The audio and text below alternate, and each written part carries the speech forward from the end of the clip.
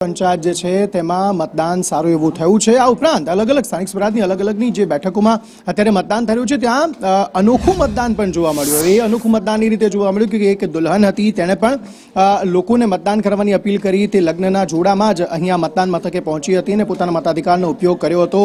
બીજી તરફ એક વૃદ્ધ ઉમેદવાર એમણે પણ પોતાના મતાધિકારનો ઉપયોગ કર્યો અને લોકોને પણ અપીલ કરી, યુવાઓને પણ અપીલ કરી કે વધુને વધુ તેઓ પણ મતદાન કરે।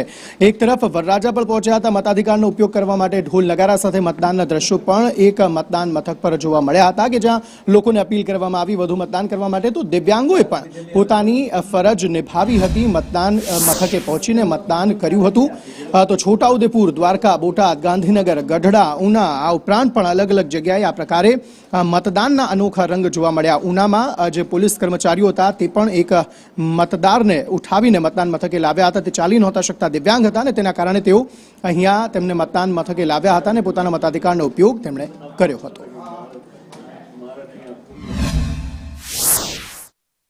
આજે મારા મેરેજ છે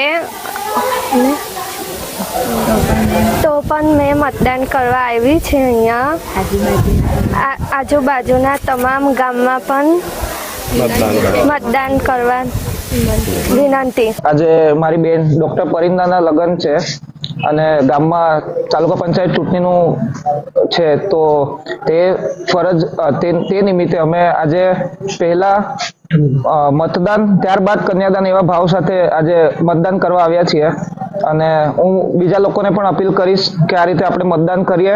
મારું નામ ડોક્ટર પરિંદા છે। આજે મારા લગ્ન છે તો પણ હું મતદાન કરવા માટે આવી છું। તો હું બધાને એવી અપીલ કરું છું કે બધા સામાજિક કાર્યોને એક બાજુ મૂકીને મતદાન કરે અને મતદાન કરવું એ આપણી રાષ્ટ્રીય ફરજ છે અને હક છે। હક સમજીને બધા મતદાન કરવા આવો।